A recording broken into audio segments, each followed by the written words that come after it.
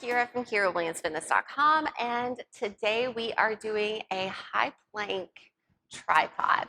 So there's many different variations of this, and I will show you all of them.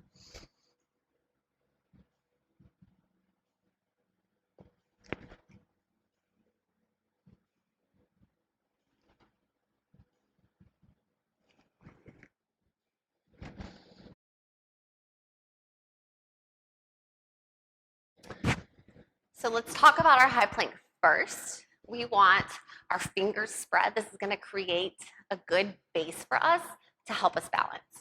We're going to have shoulders, elbows, and wrists all stacked in one straight line, pressing the ground away to engage our upper back. We're going to squeeze our abs, we're going to squeeze our glutes, and we're going to flex our quads. A high plank should look super steady. Don't let your shoulders come together. We always want to be pressing the ground away. We don't want our hips sagging down. You need to flex, squeeze your glutes.